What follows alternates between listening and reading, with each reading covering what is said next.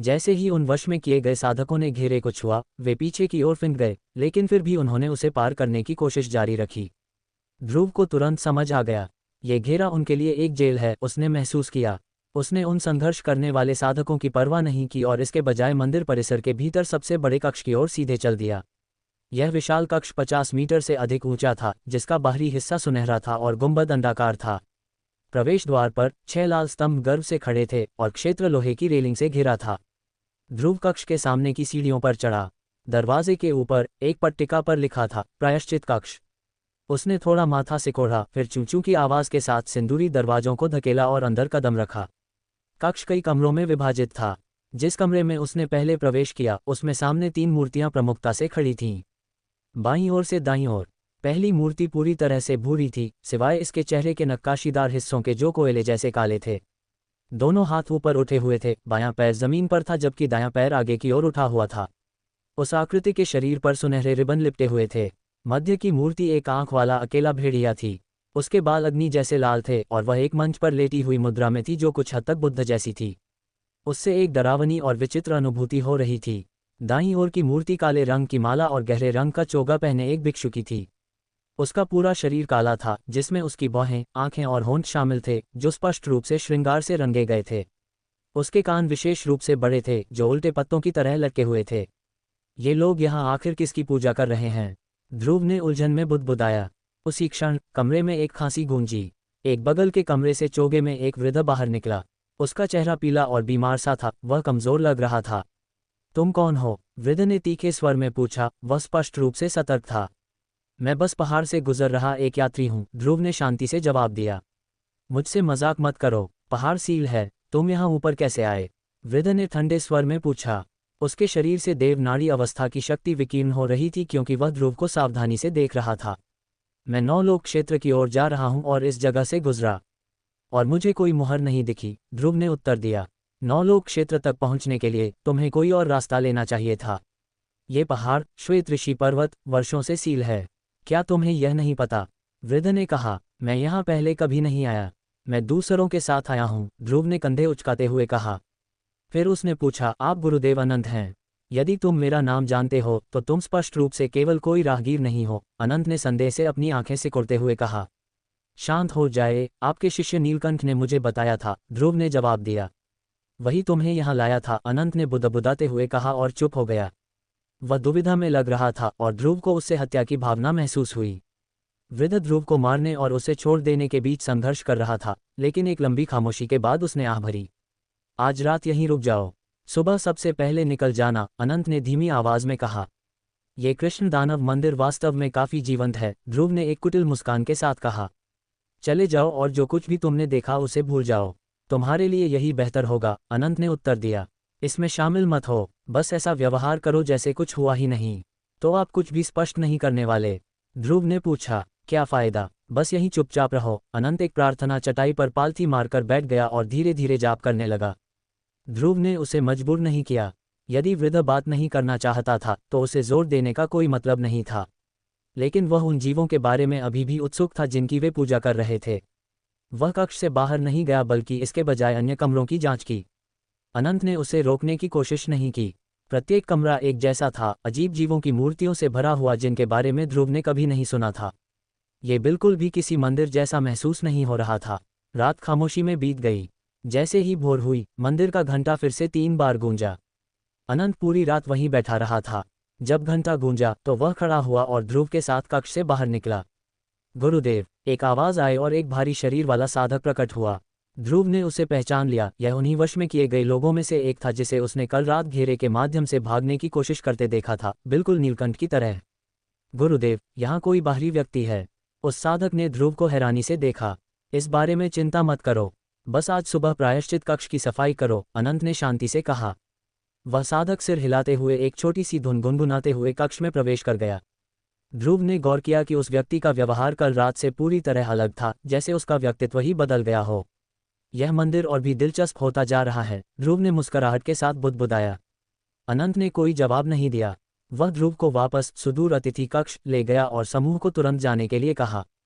जब ध्रुव वापस लौटा तो उसने चंदा और उनके सेवकों को नीलकंठ के साथ बातें करते पाया।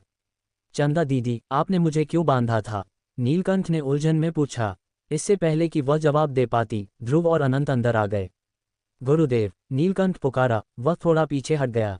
चले जाओ, अनंत ने चंदा और बाकी लोगों से ठंडे स्वर में कहा। वह और भी गंभीर दिख रहा था। चंदा ने ध्रुव की ओर देखा, जिसने धीरे से अपना सिर हिलाया। नील बादल, अनंत ने पुकारा। जी गुरुदेव, दूर से एक आवाज आई। जल्द ही काले चोगे में एक आदमी दौड़ता हुआ आया। वह साधारण लग रहा था, सिवाय उसके असामान्य रूप से बड़े कानों के जो मुड़ने वाले पर्दों जैसे दिखते थे। इन्हें पहाड़ से नीचे ले जाओ, अनंत ने निर्देश दिया। फिर नीलकंठ की ओर मुड़कर उसने कहा, तुम मेरे साथ प्रायश्चित कक्ष आ रहे हो। इसके साथ ही उसने अपनी आस्तीन झटकी और बिना दोबारा देखे वहां से चला गया। सब लोग कृपया इस ओर आएं, नील बादल ने मुस्कुराहट के साथ कहा। ध्रुव ने ज्यादा कुछ नहीं कहा। वह और चंदा उसके पीछे पहाड़ से नीचे चल दिए। जब मैं बच्चा था तब से यह पहली बार है जब मैंने बाहरी लोगों को यहाँ ऊपर आते देखा है, नील बादल ने जिज्ञासा से कहा। तुम कल रात क्या कर रहे थे? ध्रुव ने उससे पूछा। कुछ नहीं, मैं बस ध्यान लगा रहा था और फिर सो गया, नील बादल ने आत्मीयता से उत्तर दिया। ऐसा लगता है कि इनमें से किसी को भी कुछ याद नहीं है, ध्रुव ने अपनी आंखें सिकुड़ते हुए सोचा। नील बादल सबको पहाड़ से नीचे छोड़कर मुस्कुराया। मैं मंदिर की सीमा नहीं छोड़ सकता। यहीं हमारे रास्ते अलग होते हैं। अलविदा, चंदा ने विदाई में सिर हिलाया। ध्रुव को लगा कि कुछ तो गड़बड़ है, लेकिन वह ठीक ठीक समझ नहीं पा रहा था कि क्या। उसने श्वेत ऋषि पर्वत की दिशा में एक गहरी नजर डाली, फिर मुड़कर चल दिया। वह कृष्ण दानव मंदिर वास्तव में डरावना है, चंदा ने टिप्पणी की। कल रात जो हुआ... चीजें वैसी कैसे हो गईं? मुझे भी पक्का नहीं पता। पहले कृष्ण दानव शहर चलते हैं, ध्रुव ने कहा, फिर उसकी ओर मुड़कर पूछा, इसके बाद तुम्हारी क्या योजना है? हालांकि मेरा चमन वंश अब नहीं रहा, लेकिन 9 लोक क्षेत्र में मेरी एक मौसी रहती हैं। मैं उन्हें ढूंढने की योजना बना रही हूं, चंदा ने ईमानदारी से जवाब दिया। उस स्थिति में कृष्ण दानव शहर पहुंचने पर हमारे रास्ते अलग हो जाएंगे, ध्रुव ने सिर हिलाया। चंदा एक पल के लिए रुकी, उसने धीरे से अपने कपड़ों का कोना दबाया, फिर हल्का सिर हिलाया। कृष्ण दानव मंदिर द्वारा इस क्षेत्र को बचाने की गाथा सच लगती थी, क्योंकि पूरे कृष्ण दानव शहर में ये प्रसिद्ध थी। बेशक हर किसी ने मंदिर के बारे में सुना था, लेकिन श्वेत ऋषि पर्वत के लंबे समय से सील होने के कारण कई वर्षों से कोई वहां नहीं गया था।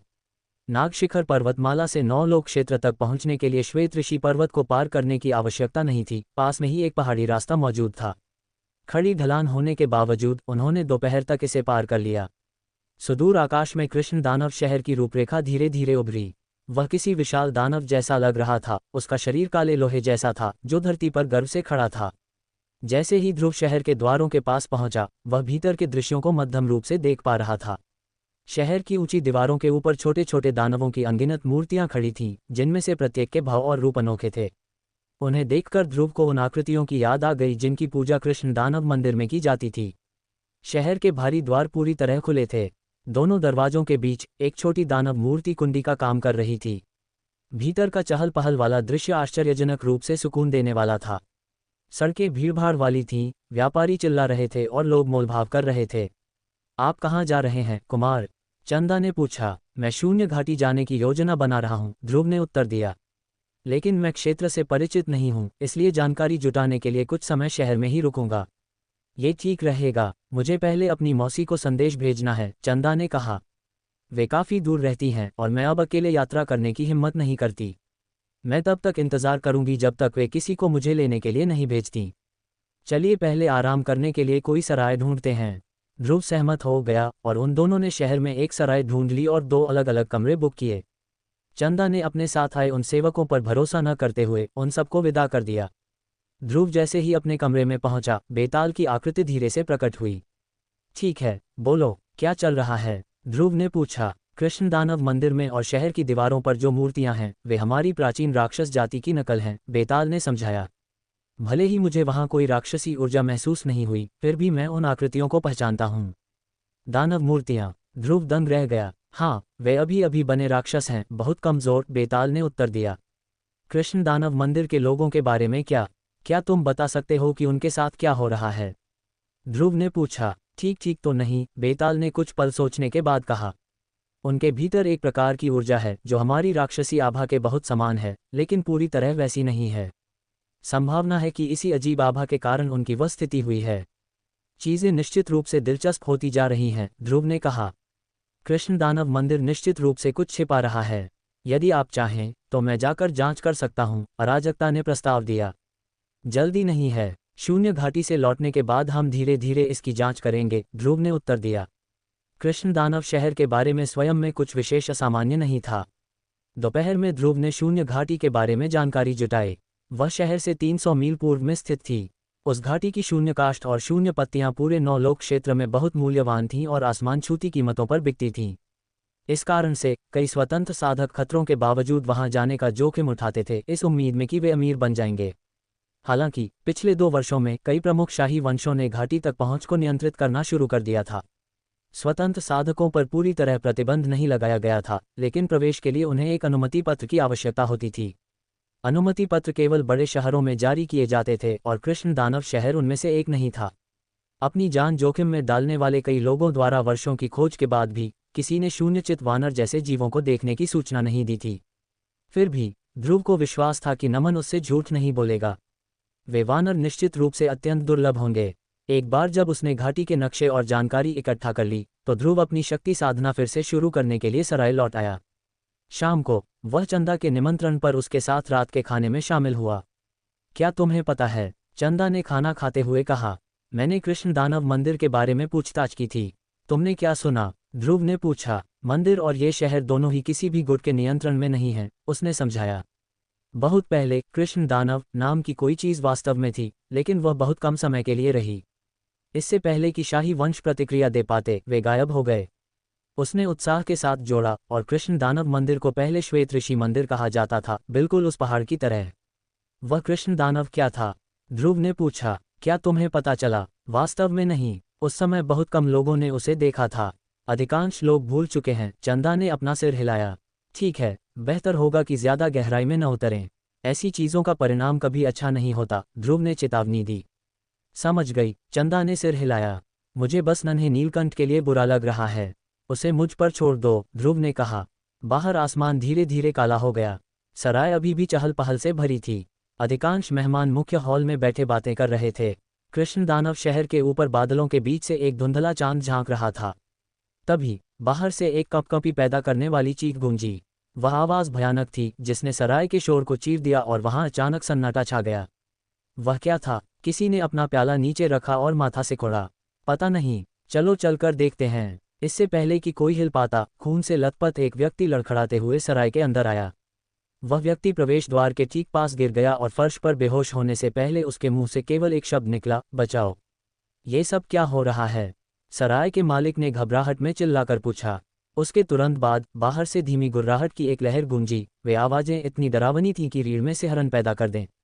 खिड़की के पास बैठे ध्रुव ने एक ही कदम में सराय से बाहर छलांग लगा दी। वह शहर के द्वारों की ओर बढ़ा, जहां उसने देखा कि उस दिशा से जीवों का एक काला झुंड उमड़ रहा है। वहां कम से कम 1000 जीव थे। शहर के कुछ रक्षक भाग रहे थे, जबकि अन्य उस राक्षसी हमले के सामने पहले ही गिर चुके थे। ये क्या चीजें हैं? पास ही किसी ने फुसफुसाकर पूछा। ये जीव मानव जैसे दिखते थे, लेकिन उनकी त्वचा आंशिक रूप से सड़ चुकी थी और उनकी आंखें गहरी लाल चमक रही थीं। कृष्ण दानव शहर ने तेजी से प्रतिक्रिया दी। नगर अधिपति लौहव्याघ्र एक बड़ी सेना के साथ पहुंचे। जैसे ही उन्होंने हमलावर राक्षसों को देखा, उनकी आंखों की पुतलियां सिकुड़ गईं। एक लंबी खामोशी के बाद उन्होंने भारी और गंभीर स्वर में कहा, कृष्ण दानव। कृष्ण दानव शहर के अधिपति के रूप में उनके पास एक नक्शा था जो पीढ़ियों से चला आ रहा था, जिसमें प्राचीन कृष्ण दानव आक्रमण का सचित्र विवरण था। अब अपने सामने मचे कोहराम को देखते हुए लौहव्याघ्र ने सब कुछ स्पष्ट रूप से पहचान लिया। उस प्राचीन नक्शे का हर दृश्य यादों की गहराइयों से सतह पर आ रहा था। उजाड़ नाड़ी अवस्था से नीचे के सभी नागरिकों को बाहर निकालो। उन्हें बिखरने और छिपने के लिए कहो। बाकी सब दुश्मन का सामना करने के लिए मेरे साथ आओ। लौहव्याघ्र ने आदेश दिए और सहायता मांगने के लिए दूत भेजे। ये सब देखकर ध्रुव बुदबुदाया। कृष्ण दानव मंदिर। वह वहां नहीं रुका। बिना एक शब्द कहे वह मंदिर की ओर उड़ चला। रास्ते में कृष्ण दानवों का ज्वार बढ़ता ही गया। ध्रुव उनके उमड़ने की दिशा का पीछा करता रहा, जो सीधे कृष्ण दानव मंदिर की ओर ले जा रही थी। हवा में 1 घंटे से अधिक की यात्रा के बाद वह आखिरकार श्वेत ऋषि पर्वत की तलहटी में पहुंच गया। तलहटी में बनी वेदी को गिरा दिया गया था। जैसे ही उसने सफ़ेद पन्ने की सीढ़ियों पर कदम रखा, उसे आत्मिक ऊर्जा में उतार चढ़ाव महसूस हुआ। एक मोहर। उसने थोड़ी देर ध्यान केंद्रित करने के बाद पहाड़ की ओर देखते हुए कहा। यहाँ मोहर को फाड़ दिया गया था। इसमें कोई संदेह नहीं था कि कृष्ण दानव इसी दरार के माध्यम से शहर में घुसे थे। लेकिन कई विवरण अभी भी उसे उलझा रहे थे। पहाड़ पर तेजी से चढ़ते हुए ध्रुव ने पाया कि मंदिर की बाईं ओर की दीवार ढह गई थी। एक सिंदूरी दरवाज़ा अभी भी हवा में झूल रहा था, दूसरा गायब हो चुका था। अंदर सब कुछ अस्त व्यस्त था। कुछ कृष्ण दानव अभी भी मंदिर परिसर में घूम रहे थे। ध्रुव प्रायश्चित कक्ष की ओर भागा। कक्ष के सामने एक घेरे ने उसका रास्ता रोक दिया। घेरे के भीतर गुरुदेव अनंत एक कृष्ण दानव के साथ युद्ध में लगे थे। ये कृष्ण दानव दूसरों की तरह नहीं था। यह अब शायद ही किसी इंसान जैसा लग रहा था। इसकी त्वचा कोयले जैसी काली थी और इसकी शक्ति देवनाड़ी अवस्था के स्तर पर उमड़ रही थी। इससे भी बुरा यह था कि उसका शरीर अविश्वसनीय रूप से लचीला था। अनंत के हमले उसे मुश्किल से खरोंच पा रहे थे, वह उन पर भारी पड़ रहा था। ध्रुव ने उस घेरे का परीक्षण किया। साधारण देवनाड़ी साधक इसे तोड़ने में सक्षम नहीं होंगे। केवल अमर मार्ग पर चलने वाला कोई व्यक्ति ही ऐसा कर सकता था। उसने धीरे से अपनी कमर से वक्र खड्ग निकाला। उसके सभी 8 नाड़ी द्वार धधक उठे। उसने पुनर्जन्म विलोम शक्ति का आह्वान किया। असीम आत्मिक शक्ति तूफान की तरह गरज उठी। एक गगनभेदी धमाके के साथ उसका खड्ग असीम संकल्प और पुनर्जन्म के कुचलने वाले बल के साथ आगे बढ़ा, जिससे वह घेरा टुकड़ों में बिखर गया। अंदर ध्रुव को देखते ही अनंत के चेहरे के भाव बदल गए। वह दहाड़ा, तुम यहाँ क्यों हो? क्या तुम्हें कोई गलतफहमी हो रही है? ध्रुव ने उसके चिल्लाने पर माथा सिकोड़ते हुए पूछा। तुम नीलकंठ के साथ मिले हुए हो, है ना? अनंत ने गुस्से में चिल्लाकर पूछा। भले ही मैं आज यहाँ मर जाऊं, मैं तुम्हें बचकर नहीं जाने दूंगा। नीलकंठ के साथ? उसे क्या हुआ? ध्रुव ने और अधिक माथा सिकोड़ा। कृष्ण दानव शहर पर हमला हुआ है, इसलिए मैं यहाँ सुराग ढूंढने आया हूँ। यदि तुम कृष्ण दानव शहर में दानव धूप नहीं लाए होते तो उन राक्षसों को उसका पता कैसे चलता? अनंत ने उस राक्षस को रोकने के लिए संघर्ष करते हुए दहाड़ मारी। दानव धूप? तुम किस बारे में बात कर रहे हो? ध्रुव ने उलझन में पूछा।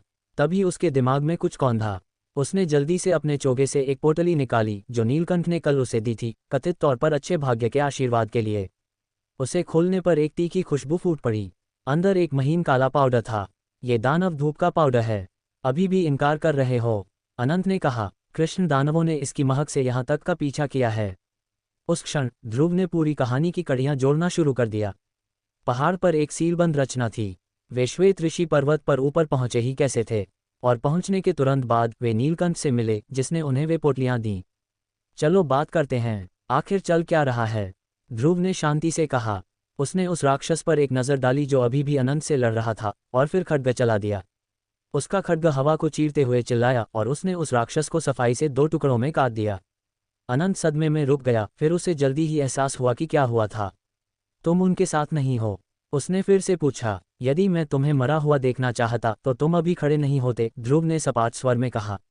तो चलो वापस चलते हैं और कृष्ण दानव शहर की रक्षा में मदद करते हैं। जरा सी भी देरी हुई तो शहर का पतन हो सकता है, अनंत ने आग्रह किया। जब तक तुम सब कुछ स्पष्ट नहीं कर देते तब तक नहीं। मैं उस शहर की रक्षा करूंगा, ध्रुव ने ठंडे स्वर में उत्तर दिया। तुम क्या जानना चाहते हो? अनंत ने माथा सिकोड़ते हुए पूछा। कृष्ण दानव मंदिर के रहस्य, ध्रुव ने कहा। मुझे सब कुछ बताओ, बिल्कुल वैसा ही जैसा वह है। क्या हम पहले जाने नहीं बचा सकते? अनंत ने पूछा। नहीं, मुझे बताओ, प्राचीन राक्षस जाति के साथ तुम्हारा क्या संबंध है? ध्रुव ने दबाव डाला। तुम प्राचीन राक्षस जाति के बारे में जानते हो? अनंत आश्चर्य में रुक गया। बोलो, ध्रुव ने सिर हिलाया। अनंत की नज़र गंभीर हो गई। वह संक्षिप्त मौन में डूब गया। तुम जितनी देर चुप रहोगे, शहर के पतन का जोखिम उतना ही बढ़ता जाएगा, ध्रुव ने चेतावनी दी। एक पाप, ये सब हमारा पाप, और अब हमें इसका प्रायश्चित करना होगा, अनंत ने कड़वाहट से कहा। वह ध्रुव की ओर मुड़ा और शुरू किया। मुझे नहीं पता कि तुम प्राचीन राक्षस जाति के बारे में कितना जानते हो, लेकिन वे एक आदिम जाति हैं। वे आदि हृदय भूमि के बनने से बहुत पहले से मौजूद थे। उन्होंने एक के बाद दूसरे युग को सहा है। उनका तुमसे क्या लेना देना है? ध्रुव ने पूछा। हजारों साल पहले इस शहर को श्वेत ऋषि शहर कहा जाता था और यह स्थान श्वेत ऋषि मंदिर था। मंदिर शिष्यों को प्रशिक्षित करता था और शहर में उनके परिवार रहते थे। अनंत ने धीरे धीरे अपनी बात जारी रखी। एक दिन बहुत पहले हमारे प्रधान गुरु अपने शिष्यों के लिए शून्यकाष्ठ खोजने के लिए शून्य घाटी की यात्रा पर गए थे। तुम्हें शून्य घाटी के बारे में पता होना चाहिए, गुरुदेव अनंत ने शुरू किया। चाहे कोई जीव कितना भी शक्तिशाली क्यों न हो, वह उसके भीतर के शून्य तूफानों का सामना नहीं कर सकता। मेरे प्रधान गुरु ने घाटी में प्रवेश करने के लिए एक अपेक्षाकृत शांत दिन चुना था, लेकिन किसने सोचा था कि आपदा अचानक आ जाएगी। उनके अंदर जाने के कुछ ही समय बाद वे एक शून्य तूफान में फंस गए। हम सब ने सोचा कि वे मर चुके हैं, लेकिन 10 साल बाद वे अचानक कृष्ण दानव मंदिर लौट आए। तभी हमें पता चला कि शून्य तूफान ने उन्हें मारा नहीं था। इसके बजाय उसने आयामी स्थान को फाड़ दिया और उन्हें दूसरी दुनिया में भेज दिया। दूसरी दुनिया? ध्रुव ने थोड़ा माथा सिकोड़ा। तुम्हारा मतलब आदि हृदय भूमि के बाहर की दुनिया से है? मैं भी बहुत निश्चित नहीं हूँ, अनंत ने अपना सिर हिलाते हुए कहा।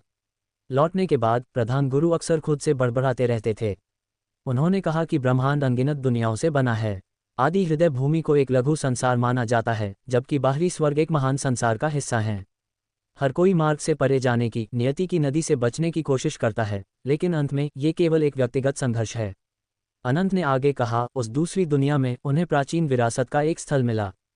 प्राचीन राक्षस जाति की एक वसीयत। ध्रुव की भौहें तन गईं। चीज़ें उसकी कल्पना से कहीं अधिक जटिल थीं।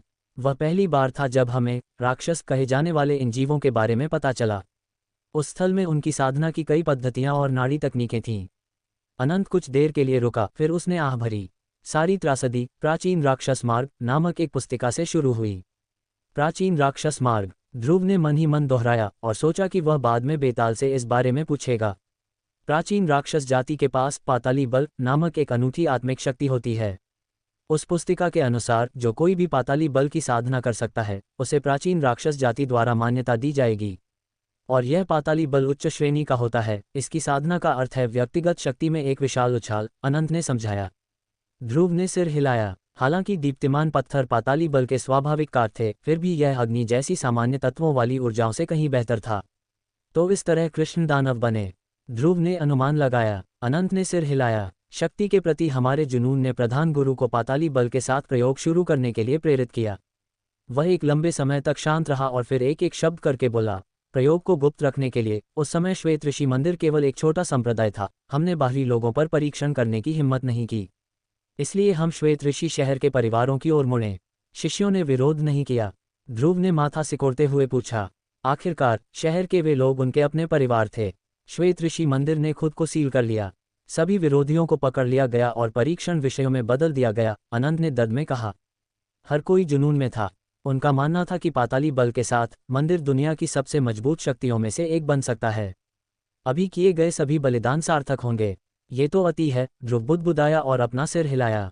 है न? अनंत ने आह भरते हुए कहा। जब तक हमें अपनी गलती का एहसास हुआ, तब तक बहुत देर हो चुकी थी। श्वेत ऋषि मंदिर का अधिकांश हिस्सा इस अजीब ऊर्जा से संक्रमित हो चुका था। कई लोग मारे गए और जो जीवित बचे वे कृष्ण दानव बन गए। अनंत ने फिर से आह भरी। कुछ शताब्दियों पहले कृष्ण दानवों की संख्या बहुत बढ़ गई थी। उन्होंने मंदिर की सुरक्षा तोड़ दी और नीचे कृष्ण दानव शहर पर कत्लेआम शुरू कर दिया। हमारे प्रधान गुरु ने दानवों को खत्म करने के लिए पहाड़ के नीचे हमारा नेतृत्व किया। उस युद्ध ने उनमें से अधिकांश का सफाया कर दिया, लेकिन वे हमारे अपने ही शिष्य थे। उसके बाद हमारे पास श्वेत ऋषि पर्वत को अनंत काल के लिए सील करने के अलावा कोई विकल्प नहीं था। प्रधान गुरु ने मंदिर का नाम बदलकर कृष्ण दानव मंदिर और मुख्य कक्ष का नाम प्रायश्चित कक्ष रख दिया, ताकि हमें हमारे पापों की लगातार याद आती रहे। वे उस दूसरी दुनिया में वापस जाने और इलाज खोजने की उम्मीद में शून्य घाटी चले गए। वे कभी वापस नहीं आए।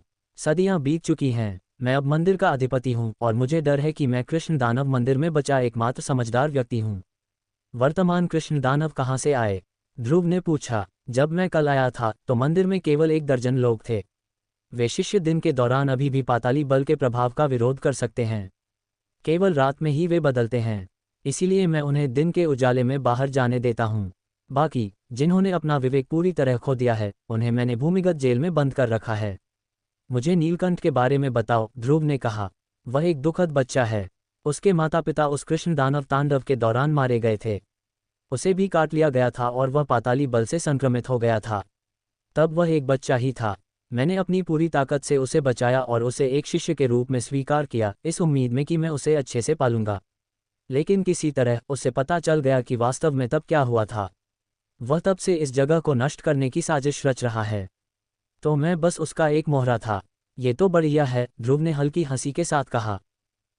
ये सब हमारा ही किया धरा है, अनंत ने पछतावे के साथ कहा। कृपया साधक मित्र, शहर के लोगों को बचाने में मेरी मदद करें। उन्हें बचाना मेरी चिंता नहीं है, लेकिन मैं उसे मार दूंगा, ध्रुव ने शांति से जवाब दिया। वह हवा में ऊपर उठा और अनंत के साथ कृष्ण दानव शहर की ओर उड़ चला। रात ढल चुकी थी। आसमान में दूज का चांद लटका था, जो दुनिया पर अपनी मध्यम रोशनी बिखेर रहा था। अब तक कृष्ण दानव शहर धरती पर नरक बन चुका था। कृष्ण दानवों की संख्या बहुत अधिक थी। लोग, जिन्होंने पहले बहादुरी से विरोध किया था, अब पीछे हट रहे थे। कृष्ण दानव अंधाधुंध कत्लेआम कर रहे थे। विवेकहीन और जंगली होकर वे अपने सामने आने वाले किसी भी जीवित जीव पर हमला कर रहे थे। शहर अराजकता की चपेट में था, आज रात यह सोएगा नहीं। जब वे दोनों पहुंचे तो अपने सामने का दृश्य देखकर अनंत ने पीड़ा में अपनी आंखें बंद कर लीं। उसने अपनी तलवार चलाई। हालांकि कृष्ण दानव बहुत थे, लेकिन उनकी शक्ति अभी भी देवनाड़ी अवस्था से बहुत दूर थी। उसने एक एक करके उन्हें काट दिया। उसका हर प्रहार राक्षस बन चुके एक पूर्व शिष्य को गिरा रहा था। दो देवनाड़ी अवस्था के साधकों के आने से शहर में उम्मीद जग गई। लोग पूरी रात लड़े। भोर तक कृष्ण दानवों की संख्या काफी कम हो गई थी। लेकिन एक भयानक समस्या अभी भी बनी हुई थी, रूपांतरित पाताली बल। एक बार जब ये दूसरे के शरीर में प्रवेश कर जाता तो ये या तो उन्हें मार देता या उन्हें और अधिक कृष्ण दानवों में बदल देता। यदि उन्हें जल्दी खत्म नहीं किया गया तो उन्हें मिटाना असंभव हो सकता था। नीलकंठ, बाहर आओ, मैं जानता हूं तुम पास ही हो। अनंत चिल्लाया, हवा में ऊपर उठकर क्षेत्र की जांच करने लगा। यदि तुमने इसे करने की हिम्मत की है तो छिपना बंद करो।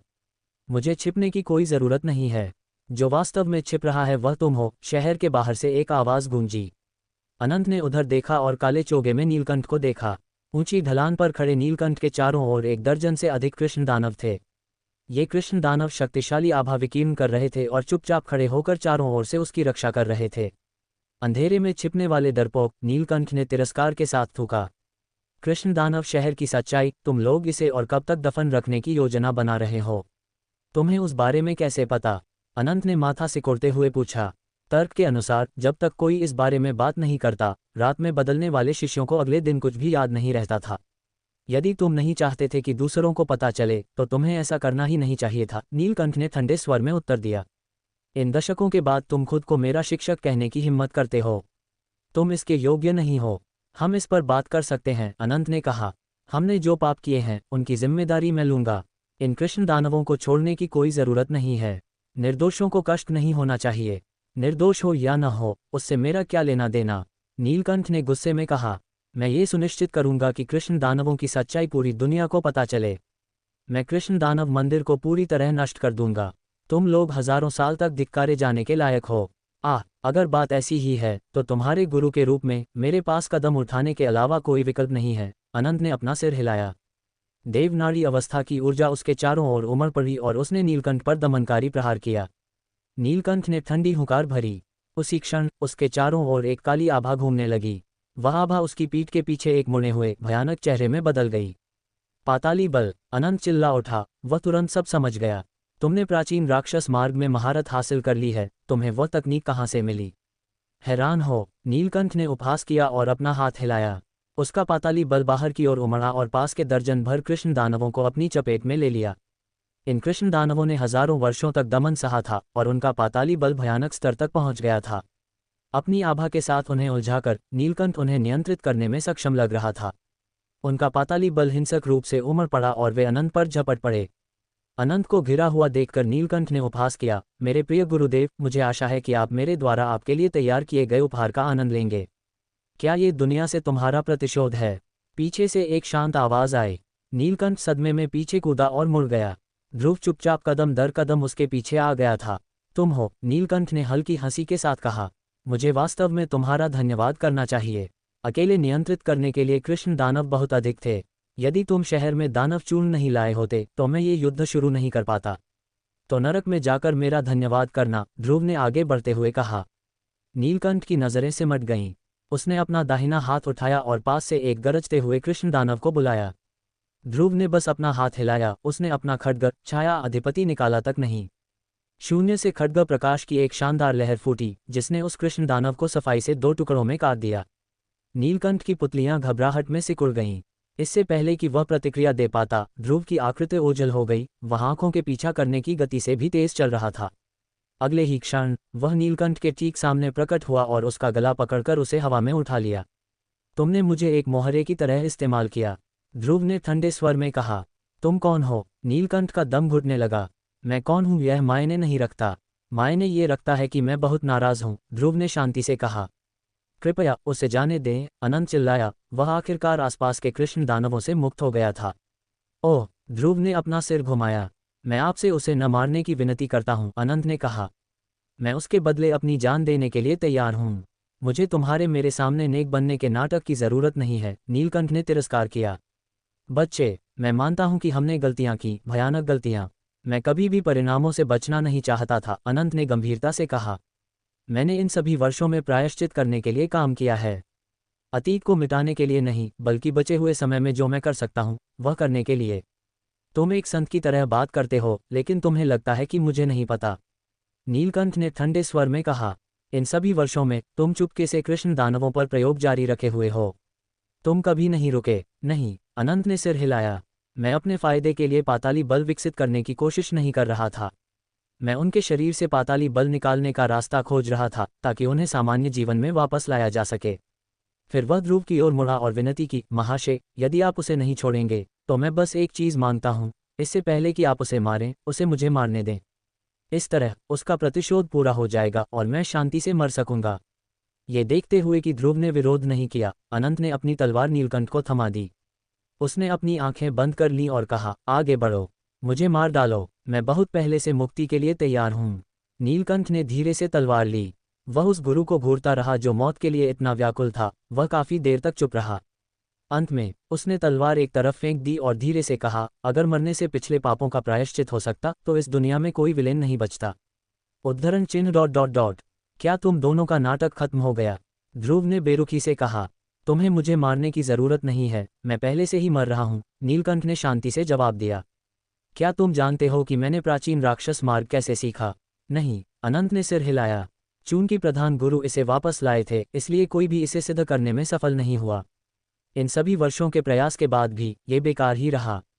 ऐसा इसलिए क्योंकि मैं एक असली राक्षस से मिला, नीलकंठ ने कहा। मैंने उसे अपने प्राण अर्पित कर दिए और उसने मुझे सिखाया कि कृष्ण दानवों को नियंत्रित करने के लिए प्राचीन राक्षस मार्ग का उपयोग कैसे किया जाता है। एक राक्षस? अनंत का चेहरा बदल गया। कृष्ण दानव मंदिर में एक असली राक्षस कैसे हो सकता है? आखिरकार उसने अपना अधिकांश जीवन वहीं बिताया था और उस स्थान के बारे में सब कुछ जानता था। गुरुदेव, क्या आपको वह समय याद है जब प्रधान गुरु पहली बार शून्य घाटी से लौटे थे? नीलकंठ ने पूछा। हालांकि मैं तब पैदा नहीं हुआ था, लेकिन आपने मुझे बताया था कि वे उस दौरान पिछले पहाड़ पर अकेले रहते थे। पिछला पहाड़? अनंत ने माथा सिकोड़ा। कृष्ण दानव मंदिर का पिछला पहाड़ वर्षों से परित्यक्त था। जब से प्रधान गुरु गए थे, किसी ने वहां कदम नहीं रखा था। मंदिर के पतन के साथ वहां केवल 1 दर्जन लोग ही बचे थे। तुम कह रहे हो कि वह राक्षस पिछले पहाड़ पर है?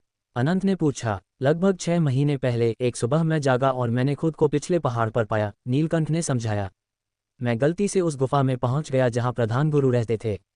वहीं उस राक्षस ने मुझे सच्चाई बताई, कृष्ण दानव मंदिर की सच्चाई। ये सब सुनने के बाद ध्रुव ने और कुछ नहीं कहा। वह मुड़ा और फिर से आसमान की ओर उठा, सीधे कृष्ण दानव मंदिर की ओर उड़ चला। वह प्राचीन राक्षस जाति के बारे में हमेशा से बहुत चिंतित रहा था, लेकिन यहाँ आने के बाद से बेताल के अलावा उसका अब तक किसी दूसरे राक्षस से सामना नहीं हुआ था। बेताल, क्या तुमने कभी प्राचीन राक्षस मार्ग के बारे में सुना है? ध्रुव ने कृष्ण दानव मंदिर की ओर बढ़ते हुए पूछा। स्वामी शायद प्राचीन राक्षस जाति की वर्तमान स्थिति से पूरी तरह अवगत नहीं है, बेताल ने उत्तर दिया। सच तो यह है कि हम राक्षसों के बीच भी चीजें पूरी तरह शांत नहीं हैं। जिस शाखा पर आप शासन करते हैं वह सबसे शक्तिशाली और प्रामाणिक है, लेकिन राक्षसों के कुछ छोटे गुट अलग से इकट्ठा हो गए हैं। अधिक शक्ति प्राप्त करने के लिए उन्होंने प्राचीन राक्षस मार्ग जैसी प्रतिबंधित तकनीकों का सहारा लिया है। यह एक प्रतिबंधित तकनीक है? ध्रुव ने पूछा। हाँ, ये साधना पद्धति दुनिया की आत्मिक शक्ति को सोखने पर निर्भर नहीं करती है। इसके बजाय ये दूसरों से साधना करवाती है और फिर उनके लाभ को सोख लेती है। बेताल ने समझाया। ये तकनीक 2 खंडों में विभाजित है, प्रथम और द्वितीय। कृष्ण दानव मंदिर के हाथ जो लगा था वह संभवतः द्वितीय खंड था। क्या इस दुनिया में अभी भी अन्य राक्षस हैं? ध्रुव ने अपनी आंखें सिकुड़ीं। शायद हैं, बेताल ने कहा। हालांकि हमारी जाति का अधिकांश हिस्सा प्राचीन राक्षस गुफा में रहता है, लेकिन कुछ भटके हुए लोगों का बच निकलना निश्चित है। यदि यह राक्षस प्राचीन राक्षस मार्ग से जुड़ा है तो वह संभवतः एक शत्रु है, मित्र नहीं। स्वामी, आपको इसके लिए तैयार रहना चाहिए। मैं समझ गया, ध्रुव ने सिर हिलाया। फिर उसने पूछा, उस दूसरी दुनिया के बारे में क्या, जहां कृष्ण दानव मंदिर के संस्थापक कथित तौर पर गए थे? क्या तुम उसके बारे में कुछ जानते हो? मैं नहीं जानता, बेताल ने अपना सिर हिलाया। धन्य युग के पतन के बाद से मैं इस नए युग के बारे में कम ही जानता हूँ। लेकिन ब्रह्मांड विशाल है, अन्य दुनियाओं का होना आश्चर्यजनक नहीं होगा। वे दोनों तेजी से आगे बढ़े। कुछ ही क्षणों में वे एक बार फिर कृष्ण दानव मंदिर पहुंच गए। इस समय मंदिर एक सुनसान और निर्जीव वातावरण विकीर्ण कर रहा था। एक के बाद दूसरे कक्ष और खाली गलियारों से गुजरते हुए ध्रुव परित्यक्त पिछले पहाड़ की ओर बढ़ा। वह क्षेत्र बहुत बड़ा नहीं था, जो खरपतवार और उलझी हुई लताओं से भरा था। स्पष्ट रूप से बहुत लंबे समय से यहाँ कोई नहीं आया था। जैसे ही ध्रुव झाड़ियों के बीच से गुजरा, बेताल ने अपनी आंखें बंद कर लीं और हवा को महसूस किया। कुछ क्षण बाद उसने अपनी आंखें खोलीं और कहा, यहाँ निश्चित रूप से पाताली बल था, भले ही इसे बहुत अच्छी तरह छिपाया गया है। क्या तुम इसका स्थान ढूंढ सकते हो? ध्रुव ने पूछा। यह आगे है, बेताल ने जवाब दिया और उन्हें पिछले पहाड़ की गहराइयों में ले गया। जैसे जैसे वे आगे बढ़े, उनके चारों ओर की वनस्पति और अधिक मुरझाने लगी। उनमें से अधिकांश मृत दिखाई दे रही थी। वसंत का समय था, ये स्पष्ट रूप से अप्राकृतिक था। लगभग 10 मिनट के बाद वे एक गुफा के सामने पहुंचे। गुफा अंधेरी थी और उसके भीतर देखना कठिन था, जिसका आकार एक उल्टे कटोरे जैसा था। प्रवेश द्वार के चारों ओर नुकीली चट्टानें थीं। भीतर पानी टपकने की धीमी आवाज आ रही थी। यही वह स्थान है, बेताल ने कहा। उसने खुद को अच्छी तरह छिपा लिया है, मैं इससे ज्यादा कुछ पता नहीं लगा पा रहा हूं। तो चलो चलकर देखते हैं, ध्रुव ने कहा। वे दोनों गुफा में दाखिल हुए। हालांकि वहां घनघोर अंधेरा था, लेकिन उनकी साधना इतनी उच्च थी कि अंधेरे ने उनकी दृष्टि में कोई बाधा नहीं डाली। गुफा मानव निर्मित थी, हालांकि समय ने इसे इतना घिस दिया था कि अब ये प्राकृतिक लग रही थी। पत्थरों के बीच की दरारों से अभी भी पानी की बूंदें टपक रही थीं। गुफा गहरी नहीं थी। कुछ मिनटों के बाद वह संकरा रास्ता एक विशाल कक्ष में खुल गया। दीवारों के साथ कुछ अंतराल पर राक्षसी चेहरे खुदे हुए थे। प्रत्येक चेहरे की आंखों में एक भूतिया नीली लौ जल रही थी। उन लपटों ने कक्ष के अंधेरे को काफी हद तक पीछे धकेल दिया था। ध्रुव ने उस स्थान का और अधिक बारीकी से निरीक्षण किया। यह मकड़ी के जालों की मोटी परत से ढका था, जो इस बात का संकेत था कि वर्षों से किसी ने इसे परेशान नहीं किया है। केंद्र में एक गहरा गड्ढा था, जो लगभग एक कुंड के आकार का था। गड्ढे के भीतर काला पानी उबल रहा था और ऐसे मत रहा था मानो उसे किसी अदृश्य आग से गर्म किया जा रहा हो। उसमें लगातार बुलबुले उठ रहे थे। इस काले कुंड के चारों ओर जमीन पर एक विशाल पंचकोण रचना अंकित थी। उस तारे का प्रत्येक कोना एक अलग रंग से चिन्हित था, लाल, पीला, हरा, नीला और सुनहरा। पंचकोण के बिल्कुल केंद्र में सब कुछ शुद्ध काला था। इस व्यवस्था के अलावा वह कक्ष ज्यादातर साधारण दिखाई दे रहा था। ध्रुव उस काले कुंड के पास गया। वह इसके भीतर पाताली बल की घनी उपस्थिति महसूस कर सकता था। लेकिन ये केवल पाताली बल नहीं था, इसमें कई अन्य अजीब ऊर्जाएं भी शामिल थीं। वह उपचार कर रहा है, बेताल ने कुछ देर इसे देखने के बाद कहा। तो वह जल्द ही कहीं नहीं जाने वाला। ध्रुव मुस्कुराया, फिर खड़ा हो गया। उसने कक्ष को ध्यान से देखा, अपनी आंखें बंद की और महसूस करना शुरू किया। निश्चित रूप से कुछ ही समय बाद उसने शून्य में एक हलचल महसूस की। हालांकि यह मध्यम थी, लेकिन वह लगभग आश्वस्त था कि यह एक स्थानिक केंद्र था। एक स्थानिक केंद्र अनिवार्य रूप से स्थान का एक निर्देशांक होता है।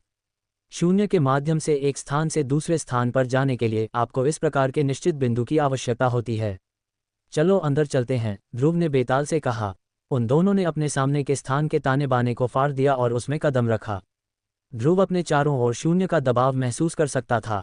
स्थानिक निर्देशांकों का पालन करते हुए उन्होंने सुदूर छोर की ओर यात्रा की। दूरी बहुत अधिक नहीं थी। लगभग 10 मिनट के बाद ध्रुव ने आगे प्रकाश का एक चमकता हुआ बिंदु देखा। वे दोनों उस प्रकाश में प्रविष्ट हुए। अचानक उनके आसपास का परिवेश बदल गया। वे दूसरी दुनिया में प्रवेश कर चुके थे। यह एक छोटा संसार था जो शून्यता से घिरा था। उनके सामने एक अकेला पहाड़ खड़ा था। पहाड़ बंजर था, कोई वनस्पति नहीं थी, बस शून्य में एक ऊंची अकेली चोटी। नीचे से यह विशेष रूप से राजसी नहीं लग रही थी, लेकिन शिखर पर पाताली बल अंतहीन रूप से मथ रहा था, जिसने पूरे क्षेत्र को सराबोर कर दिया था। ये पहाड़ की चोटी को केंद्र मानकर लहरों की तरह बाहर की ओर फैल रहा था। चलो देखते हैं कि हम किस तरह के जीव का सामना कर रहे हैं, ध्रुव ने मुस्कुराहट के साथ कहा। वे दोनों पहाड़ के ऊपर उड़े और कुछ ही क्षणों में शिखर पर पहुंच गए। ऊपर हवा भीषण रूप से गरज रही थी। घूमते हुए पाताली बल के बीच एक आकृति खड़ी थी, जो साधना के मध्य में लग रही थी। जैसे ही ध्रुव और बेताल पहुंचे, वह आकृति धीरे धीरे उनकी ओर मुड़ी। आसपास का पाताली बल और भी तीव्र हो गया। वह एक वृद्ध व्यक्ति था, इतना दुबला कि केवल हड्डियों का ढांचा मात्र लग रहा था। उसके चेहरे पर कोई मांस नहीं था, केवल हड्डियों पर चमड़ी कसी हुई थी। उसकी धसी हुई आंखें डरावनी चमक रही थीं जब उसने उन्हें घूर कर देखा। उसने काला चोगा पहना था और हाथ में एक राक्षसी दंड था। दंड का ऊपरी हिस्सा नीला था, जो स्फटिक की तरह चमक रहा था। नमस्ते, ध्रुव ने मुस्कुराहट के साथ अभिवादन किया। तुम कौन हो? उस वृद्ध ने फटी हुई आवाज में पूछा। 18 राक्षस जनजातियां, तुम किस जनजाति से हो? बेताल ने ठंडे स्वर में पूछा। 18 जनजातियां, कितनी प्राचीन यादें हैं, वह वृद्ध बुदबुदाया। जब से प्राचीन राक्षस जाति को सील किया गया है, मैंने जनजातियों के बारे में बिल्कुल नहीं सोचा है।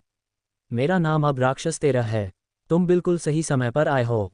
जो ऊर्जा तुम धारण करते हो वह बहुत आकर्षक है। बेताल ने ठंडी हुंकार भरी और अपना दाहिना हाथ उठाया, फिर तुरंत उस वृद्ध पर दमनकारी प्रहार किया। बेताल के उठे हुए दाहिने हाथ से सघन पाताली बल ने एक विशाल भयानक चेहरे का रूप ले लिया जो निराशा में मुड़ा हुआ था। इस शक्ति के प्रभाव से उनके चारों ओर का स्थान रहने लगा। ये देखकर उस वृद्ध ने ठंडी हुंकार भरी। ये लघु संसार प्राकृतिक रूप से स्वर्ग और पृथ्वी द्वारा निर्मित नहीं था, इसे कृत्रिम रूप से बनाया गया था। इसलिए एक बार जब ये दहना शुरू हो जाता तो ये खुद को ठीक नहीं कर पाता। ये तब तक बिगड़ता रहता जब तक कि एक गंभीर सीमा तक न पहुंच जाए, जिस बिंदु पर यह छोटा संसार पूरी तरह से नष्ट होकर शून्य में समा जाता। उस वृद्ध ने अपने दंड को जमीन पर धीरे से पटका। धमाका! उसके चारों ओर पाताली बल की एक लहर दौड़ गई। उसके दंड के ऊपर लगा नीला स्फटिक अचानक तेजी से चमकने लगा, जिससे उनके चारों ओर एक सुरक्षा घेरा बन गया। बेताल का प्रहार उस घेरे से टकराया, लेकिन उसकी सारी शक्ति विक्षेपित हो गई। तो तुम समाधि राक्षस जाति से हो? बेताल ने वास्तविकता का बोध होते हुए कहा। जिस क्षण उसकी शक्ति ने घेरे को छुआ, उसने उसके मूल को पहचान लिया। तथाकथित समाधि राक्षस पाताली बल के 3 तत्वों की साधना करते थे: समाधि अग्नि, समाधि वायु, समाधि जल। यह विशेष घेरा जल और वायु दोनों तत्वों का उपयोग करके बनाया गया था। उस वृद्ध ने कोई जवाब नहीं दिया। इसके बजाय उसने फिर से दंड पटका और उसका ऊपरी हिस्सा अग्नि जैसा लाल हो गया। लपटों का एक विशाल सागर फूट पड़ा, जिसने पूरे छोटे संसार को गहरा लाल रंग दिया। फिर एक गरजता हुआ वायु तूफान आया, जिसने लपटों को और तीव्र कर दिया, जिससे आग एक भीषण दावानल में बदल गई। पूरी दुनिया जल रही थी, लाल रोशनी में डूबी हुई थी। शर्म की बात है कि तुम्हारी साधना बहुत कमजोर है। समाधि तत्वों पर तुम्हारी पकड़ अभी अधूरी है। बेताल ने अपना सिर हिलाया।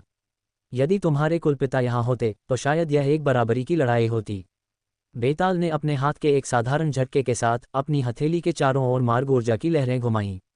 अगले ही पल वह अग्नि का सागर पूरी तरह से दब गया। तुम किस जाति से हो? उस वृद्ध ने पूछा। उसका चेहरा डर और विस्मय से भरा था। हम किसी जाति के नहीं हैं। हम स्वयं प्राचीन राक्षस जाति पर शासन करते हैं, बेताल ने ठंडे स्वर में कहा। मैं बेताल हूँ, पाताली अधिपति के 18 पाताली सेनापतियों में से एक, निराशा का राक्षस। पाताली सेनापति? वह वृद्ध बुदबुदाया, उसका चेहरा चिंता से पीला पड़ गया। आप यहाँ कैसे हो सकते हैं?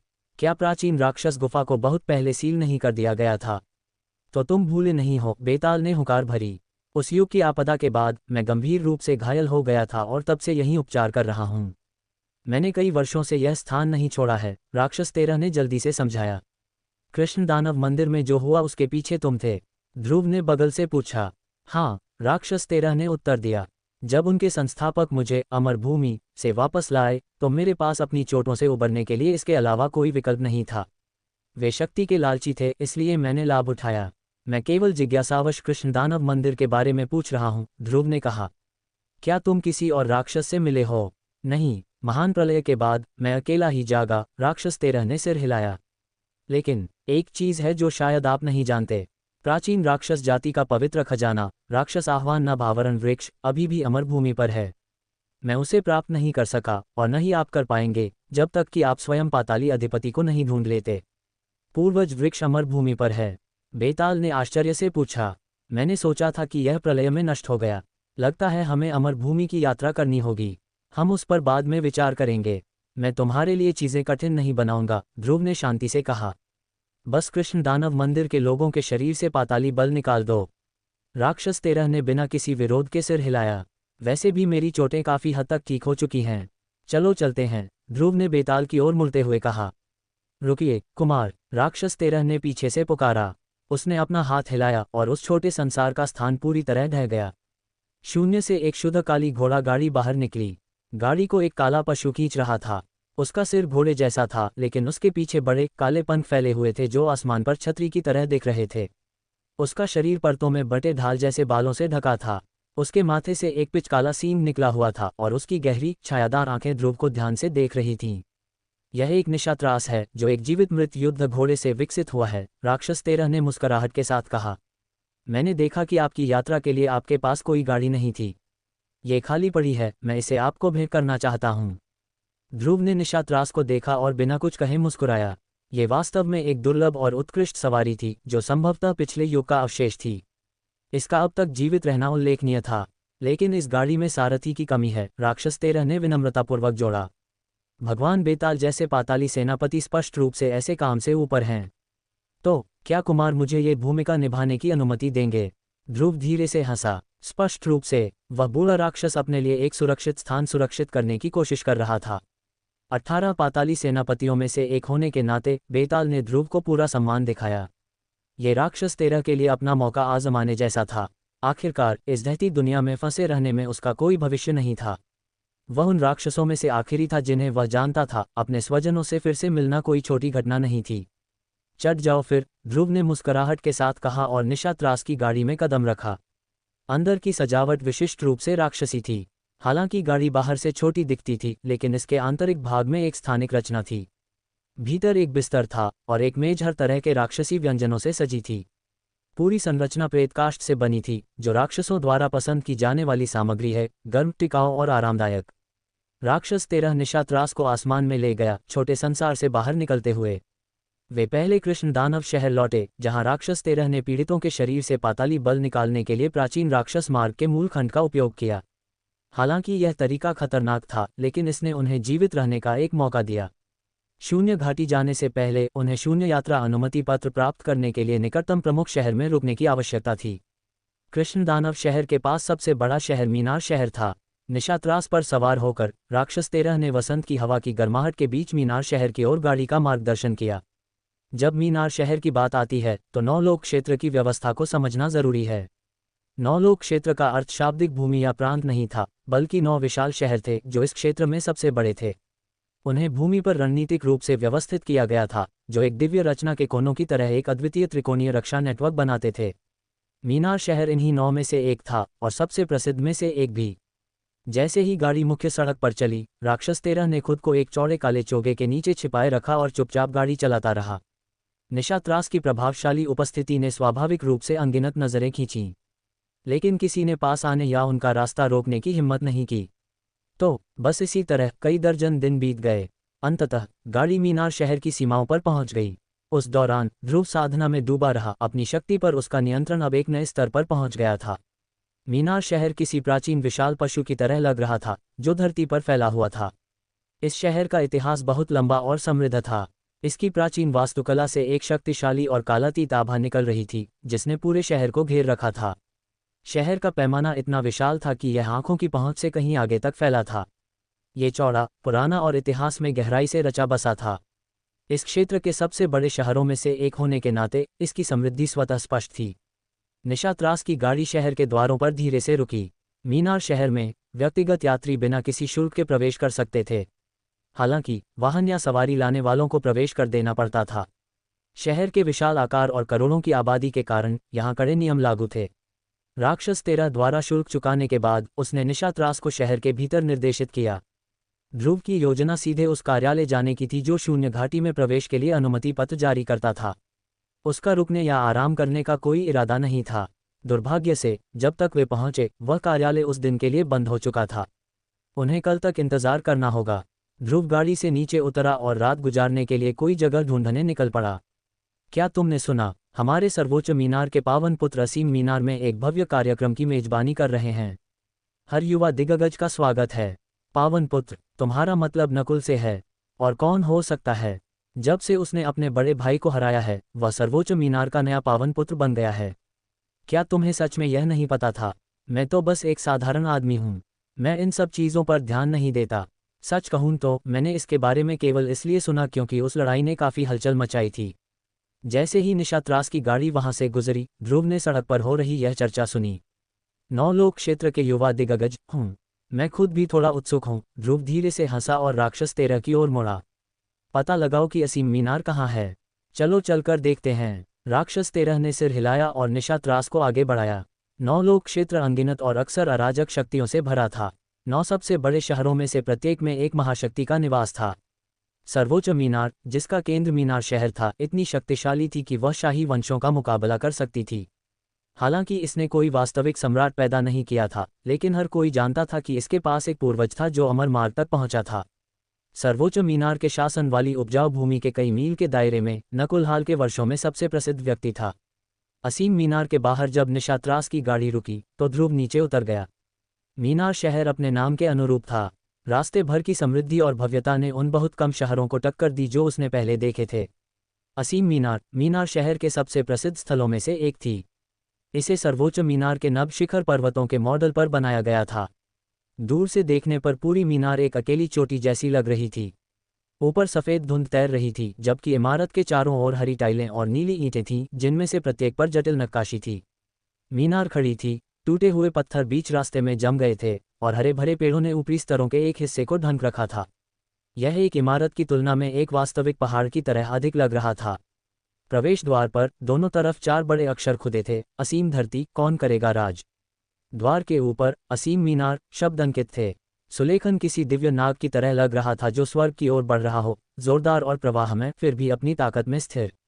चूंकि यह सभा नकुल के नाम पर आयोजित की गई थी, इसलिए आसपास के क्षेत्रों से कई युवा दिग्गज इसमें भाग लेने आए थे।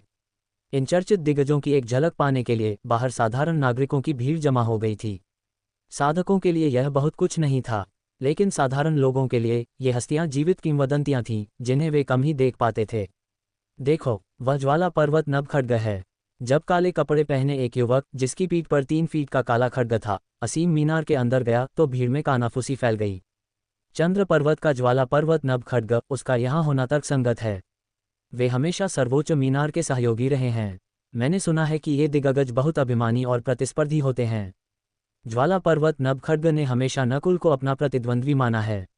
अरे, क्या वह 9 लोक अमर महल की महिला अवनी नहीं है? वह भी यहाँ आए है। भीड़ उस आवाज की ओर मुड़ गई। असीम मीनार के सामने एक नीले और सफ़ेद रंग की गाड़ी रुकी थी। इसे एक 9 लोक रहस्यमयी पक्षी खींच रहा था, जो नीला और सफ़ेद, चमकदार और सुंदर था। ये 9 लोक अमर महल की एक विशिष्ट पहचान थी। गाड़ी से नीले और सफ़ेद चोगे पहने एक महिला उतरी।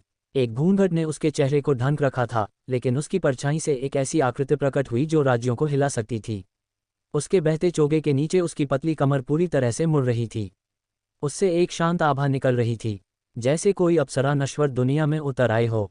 अलौकिक और अछूत, 9 लोक अमर महल हमेशा 9 लोक क्षेत्र में एक अनूठी उपस्थिति रहा है। वे केवल महिला शिष्यों को स्वीकार करते हैं और कभी युद्धों में भाग नहीं लेते। लेकिन कोई भी उन्हें नज़रअंदाज करने की हिम्मत नहीं करता, क्योंकि उनकी प्रधान गुरु कोई और नहीं बल्कि नील सूर्य सम्राट थीं, जिन्होंने कभी 9 लोक क्षेत्र को एकीकृत किया था और क्षेत्र को उसके वर्तमान रूप में विभाजित किया था। इस नकुल का निश्चित रूप से बहुत प्रभाव होगा। यहाँ तक कि 9 लोक अमर महल भी आ गया, और वह कोई साधारण शिष्या नहीं है। अगर मैं सही हूँ तो वह उनकी वर्तमान पावन कन्या है। अवनी अब पावन कन्या है। ये बात गुप्त रखी गई थी, मैंने इसके बारे में कभी नहीं सुना। मुझे बस इतना पता है कि उसे 9 लोक क्षेत्र की सबसे सुंदर महिला माना जाता है। अवनी के आने से पहले ही काफ़ी हलचल मच गई थी, लेकिन जैसे ही चर्चा अपने चरम पर पहुंची, दूर से एक और आदमी आया। जैसे ही वह दिखाई दिया, अवनी के बारे में सारी चर्चा बंद हो गई। भीड़ दंग रह गई और सन्नाटा छा गया। उस आदमी के पास कोई हथियार नहीं था। उसने एक साधारण चोगा पहना था, जैसा नश्वर पहनते हैं। ये ढीला ढाला था और इस पर कोई निशान नहीं थे। उसके लंबे काले बाल उसके सिर के पीछे एक गांठ में बंधे थे। वह आलस से असीम मीनार की ओर टहल रहा था। प्रवेश द्वार पर 2 शिष्यों को निमंत्रण पत्रों की जांच करने का काम सौंपा गया था। केवल वास्तविक दिग्गज ही प्रवेश कर सकते थे, लेकिन जब यह आदमी पास आया तो किसी ने उसे रोकने की हिम्मत नहीं की। वह खामोशी से अंदर चला गया। उसके अंदर ओझल होने के बाद ही भीड़ ने राहत की सांस ली। राक्षस अधिपति अर्णव यहाँ आया है, और यह सिर्फ एक सामान्य सभा है। क्या उसे इन तथाकथित पावन पुत्रों और कन्याओं से नफरत नहीं है? वह हमेशा अकेला रहा है। वह क्यों आएगा? इस हंगामे ने क्षेत्र के बाहर के मेहमानों का ध्यान खींचा। अर्णव कौन है? कोई फुसफुसाया। तुम राक्षस अधिपति को नहीं जानते। किसी और ने फुसफुसाकर जवाब दिया। तुम उसके कारनामों के बारे में पूरे दिन बात कर सकते हो, बस उससे पंगा मत लेना। वह एक पागल आदमी है, रहस्यमयी और कानून से ऊपर। वह किसी नियम की परवाह नहीं करता। वह सांसारिक नियमों की परवाह नहीं करता, किसी ने कहा। वह जो कुछ भी करता है वह उसके स्वभाव पर निर्भर करता है। यदि वह अच्छे मूड में है तो वह एक साधारण व्यक्ति की जान बचा सकता है। यदि नहीं, तो एक शाही वंश का पावन पुत्र भी उसके खड्ग से सुरक्षित नहीं है। क्या वह सच में इतना शक्तिशाली है? पास ही किसी ने पूछा। पहला आदमी कुछ सेकंड के लिए खामोश रहा। अंत में उसने क्षितिज की ओर देखा और धीरे से कहा, 9 लोक क्षेत्र में 2 खड्ग साधकों को युवा पीढ़ी का सबसे शक्तिशाली माना जाता है। एक है खड्ग देव आर्यन, उसका खड्ग निर्दयतापूर्वक हावी होने वाला है। वह उसे तब तक म्यान में नहीं डालता जब तक वह खून न चख ले। दूसरा अर्णव है। अफवाह है कि युद्ध में उसे केवल खड्ग आओ चिल्लाने की जरूरत होती है और उसका हथियार अंतहीन स्थान को चीरते हुए सुदूर तट से उतर आता है। किसी ने उसका खड्ग नहीं देखा। क्योंकि जिसने भी देखा वह पहले ही मर चुका है। तो क्या वह शक्तिशाली है? यहाँ तक कि नकुल भी उसका सम्मान करता है। वह अजय की तुलना में कैसा है? नभहंस क्षेत्र के एक व्यक्ति ने पूछा, जो स्पष्ट रूप से आश्वस्त नहीं था। मैंने अजय की प्रसिद्धि के बारे में भी सुना है। वे कभी लड़े नहीं हैं, तो कौन कह सकता है। लेकिन मैं अभी भी अर्णव पर दांव लगाऊंगा, उस आदमी ने मुस्कुराते हुए जवाब दिया। जैसे ही भीड़ चर्चा कर रही थी, राक्षस 13 निशात्रास की गाड़ी में धीरे धीरे पास आया। जब वह असीम मीनार के बाहर रुकी तो ध्रुव नीचे उतरा। उसे देखकर भीड़ में कई लोग उलझन में दिखे। वह कौन है? पता नहीं, शायद किसी दूसरे क्षेत्र का दिग्गज है। खैर, अगर वह यहाँ असीम मीनार में है तो वह निश्चित रूप से कोई खास होगा। हालांकि चर्चा जल्दी ही कम हो गई, क्योंकि पहले आए लोगों की तुलना में ध्रुव के प्रवेश ने बहुत अधिक हलचल नहीं मचाई। ध्रुव मीनार की ओर बढ़ा। द्वार पर 2 गार्डों ने उसका रास्ता रोका। एक ने शालीनता से मुस्कुराते हुए कहा, महोदय, आपको न पहचान पाने के लिए क्षमा करें, लेकिन असीम मीनार आज हमारे पावन पुत्र द्वारा आरक्षित की गई है। केवल वास्तविक दिग्गज ही प्रवेश कर सकते हैं। ध्रुव ने कोई जवाब नहीं दिया। उसके बगल में खड़े राक्षस 13 ने थोड़ा माथा सिकोड़ा। अपने हाथ के एक हल्के इशारे के साथ हवा में पाताली बल घूमने लगा और दोनों गार्डों को हवा में उठा लिया गया। वे असहाय थे। मेरे स्वामी के नाम को तुम्हारी स्वीकृति की आवश्यकता है, राक्षस 13 ने ठंडे स्वर में कहा। क्या इस दुनिया में कोई ऐसी जगह है जहां वे नहीं जा सकते? दोनों गार्ड हवा में हाथ पैर मारने लगे, जवाब देने में असमर्थ। तभी बगल से एक ठंडी आवाज आई, फालतू लोगों का झुंड, क्या तुम्हें पता भी है कि तुम कहाँ हो और तुम्हारी यहाँ हंगामा करने की हिम्मत हुई? ध्रुव ने अपना सिर घुमाया और एक नीले चोगे वाले युवक को अपनी ओर आते देखा। इससे पहले कि ध्रुव कुछ पूछ पाता, भीड़ फुसफुसाने लगी। ये शिलादित्य है न? हाँ, भले ही वह दूसरों जितना प्रसिद्ध न हो, लेकिन उसका संप्रदाय पाषाण संप्रदाय प्रथम श्रेणी का है। उसने अपनी अटल पर्वत तकनीक को 7वें स्तर तक प्रशिक्षित किया है। यहाँ तक कि एक राजनाड़ी साधक को भी उसे नुकसान पहुँचाने में संघर्ष करना पड़ेगा। बच्चे, क्या तुम्हें पता है कि तुम कहाँ हो? शिलादित्य ने उपहास करते हुए कहा। यदि तुम में क्षमता नहीं है तो यहाँ हलचल मचाने मत आओ। ध्रुव ने लापरवाही से हाथ हिलाया। राक्षस 13 को गार्डों को छोड़ देने का संकेत दिया। वे जमीन पर गिर पड़े, हाँफने लगे, सहमे हुए और पीले पड़ गए। तुम्हारी असीम मीनार में हंगामा करने की हिम्मत कैसे हुई? एक गार्ड गुस्से में चिल्लाया। तुम्हारी मीनार में प्रवेश करने की योग्यता क्या है? ध्रुव ने मुस्कुराहट के साथ पूछा। हमारे पावन पुत्र ने स्पष्ट निर्देश दिए हैं, या तो आप प्रसिद्ध हो या पर्याप्त शक्तिशाली, एक गार्ड ने उत्तर दिया। इसके बारे में क्या ख्याल है? ध्रुव ने मुस्कुराते हुए शिलादित्य की ओर इशारा किया। बेशक, गार्ड ने जवाब दिया। कुमार शिलादित्य पाषाण संप्रदाय के पावन पुत्र हैं। शायद शीर्ष स्तर के दिग्गज नहीं, लेकिन सर्वोच्च मीनार में प्रसिद्ध हैं। ये सुनकर शिलादित्य ने गर्व से हुंकार भरी। ध्रुव ने थोड़ा सिर हिलाया, फिर अचानक अपनी हथेली से प्रहार किया। वह शक्तिशाली हथेली तूफान की तरह नीचे आई। शिलादित्य सदमे में चिल्लाया, काय, तुम केवल छिपकर हमला करना जानते हो। वह एक तरफ हटा, फिर मजबूती से खड़ा हो गया, अश्वमुद्रा में नीचे झुक गया। उसके अंग एक शक्तिशाली मुद्रा में बंध गए और मिट्टी जैसी पीली आत्मिक ऊर्जा ने उसे घेर लिया।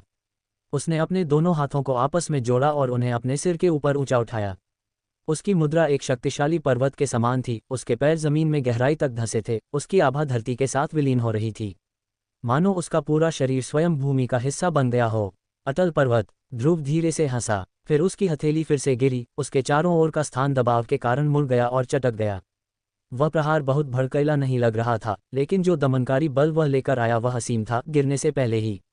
जैसे ही वह गिरा, शिलादित्य के कपड़े दबाव में फटने लगे। उसके माथे की नाड़ियां उभर आईं, उसकी त्वचा पर रक्तवाहिकाएं फूट गईं। उसकी आत्मिक ऊर्जा भीतर खौलते पानी की तरह उबलने लगी। उसकी आंखें फैल गईं, ऐसा लग रहा था मानो वे फटने वाली हों। फिर दुनिया धुंधली हो गई। धमाका। शिलादित्य का शरीर फट गया। खून और मांस हर तरफ उड़ गए। और डरावनी बात, ध्रुव की हथेली अभी पूरी तरह नीचे भी नहीं गिरी थी। उनके बीच अभी भी कई मीटर की दूरी थी। अपना सिर घुमाते हुए ध्रुव ने अपना हाथ पोंछा और मुस्कुराया। क्या मैं अब अंदर जा सकता हूँ? उसने सुन्न हो चुके गार्ड से पूछा। हाँ, बिल्कुल, गार्ड हकलाया। वह जड़ हो गया था। ध्रुव ने अपना सिर हल्का हिलाया और राक्षस 13 के साथ असीम मीनार में प्रवेश किया। असीम मीनार में 13 मंजिलें थीं और नकुल ने पूरी इमारत आरक्षित की थी। पहली से 13वीं मंजिल तक सब कुछ युवा दिग्गजों की सभा की मेजबानी के लिए उपयोग किया जा रहा था। निचली मंजिलें शांत थीं, अधिकांश वास्तविक दिग्गज 13वीं मंजिल पर जा चुके थे। वहीं असली सभा हो रही थी। जैसे ही ध्रुव ने अंदर कदम रखा, पहली मंजिल सुनहरी रोशनी से चमक उठी, जो गहनों और विलासिता से भरी थी। उसे ऐसे भव्य वातावरण की परवाह नहीं थी। वह दक्षिण नभ काष्ठ से बनी सीढ़ियों पर चढ़ा, जिस पर नभ आरोहण चरण शब्द खुदे थे। सीढ़ियों से घूमते हुए वह दूसरी मंजिल पर पहुंचा। ये बहुत अधिक शालीन और परिष्कृत थी। केंद्र में एक साफ झील थी, जो खिले हुए कमलों और तैरती मछलियों से भरी थी। झील के चारों ओर कई मंडप थे, जिन्हें पानी को घेरने के लिए बनाया गया था। खुली हवा वाली संरचनाओं के माध्यम से कोमल हवा चल रही थी। चलो थोड़ी देर यहाँ बैठते हैं, ध्रुव ने कहा। आप 13वीं मंजिल पर नहीं जा रहे, स्वामी? राक्षस 13 ने जिज्ञासा से पूछा। अभी कोई फायदा नहीं है, ध्रुव हंसा। वैसे भी मैं नौलोक क्षेत्र के इन तथाकथित दिग्गजों में से किसी को नहीं जानता। वे दोनों झील के किनारे एक मंडप में शांति से बैठ गए। उनके सामने झील का पानी साफ और पन्ना जैसा हरा था और किनारे के पास जलीय पौधों की कुछ लड़ियां तैर रही थीं। तुमने जिस अमर भूमि का उल्लेख किया था, वहां कैसे पहुंचते हैं? ध्रुव ने मेज पर रखे कुछ दुर्लभ फलों को चखते हुए लापरवाही से राक्षस 13 से पूछा।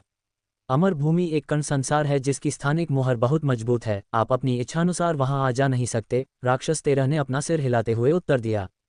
जब तक कि आप शून्य घाटी में शून्य तूफान का सामना न करें, तब तक उसमें बह जाने की बहुत कम संभावना है।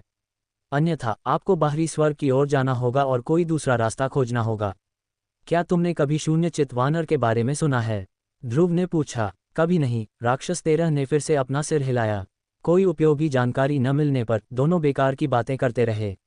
अचानक दूर से एक कोमल सुगंध तैरती हुई आई। उन्होंने ऊपर देखा और 9 लोक अमर महल की पावन कन्या अवनी को नभ आरोहण चरणों से नीचे उतरते और दूसरी मंजिल पर पहुंचते देखा। वह ध्रुव के मंडप के बगल वाले मंडप में शालीनता से बैठ गई। उसके साथ 2 अन्य महिलाएं थीं, एक गोल चेहरे वाली और मिलनसार दिखने वाली, दूसरी गहरे लाल चोगे पहने हुए। अवनी, इसे इतना गंभीरता से मत लो। शायद नकुल और बाकी लोग बस मजाक कर रहे थे, गोल चेहरे वाली महिला युक्ति ने उसे सांत्वना देने की कोशिश करते हुए कहा। यदि मेरे गुरुदेव का अनुरोध न होता तो मैं नहीं आती, अवनी ने ठंडे स्वर में उत्तर दिया। ये सांसारिक पुरुष हमारे पूर्वज की तुलना में कितने खड़े हो सकते हैं? मेरा मतलब है, साधना केवल ध्यान के बारे में नहीं है। धन, साथी, तकनीक और वातावरण, आपको इन चारों की आवश्यकता है। मार्ग का रास्ता लंबा है। क्या आपको नहीं लगता कि किसी के साथ इस पर चलना बेहतर है? मुझे लगता है कि नकुल एक अच्छा मार्ग साथी होगा, लाल चोगे वाली महिला ने छेड़खानी भरी मुस्कान के साथ कहा। उसका श्रृंगार भारी था, चोगा आकर्षक था और उसकी उपस्थिति निडर रूप से कामुक थी। रूपा, तुम्हें वास्तव में ये कहना बंद करना चाहिए। यदि तुम उसे इतना पसंद करती हो तो तुम खुद उसका पीछा कर सकती हो, अवनी ने उदासीनता से उत्तर दिया, फिर वापस दृश्यों का आनंद लेने के लिए मुड़ गई। मैं जरूर करती अगर उसने मुझमें दिलचस्पी दिखाई होती, रूपा अपने हाथ के पीछे छिपी हंसी के साथ बोली। समय बीतता गया और दूसरी मंजिल अधिक भीड़भाड़ वाली होती गई क्योंकि और भी मंडप भर गए थे। अचानक अपनी पीठ पर काला खड्ग लिए एक युवक ध्रुव के मंडप की ओर बढ़ा। ये चंद्र पर्वत का ज्वाला पर्वत नभ खड्ग था, वही दिग्गज जिसकी चर्चा पहले असीम मीनार के बाहर लोगों ने की थी। मंडप में प्रवेश करते समय उसका भाव शांत था, लेकिन जब उसने रूपा को देखा तो उसका चेहरा एक शर्मीली मुस्कान से चमक उठा। रूपा, उसने धीरे से कहा। कुमार आर्यन, तुम क्या चाहते हो? रूपा का भाव तुरंत ठंडा हो गया।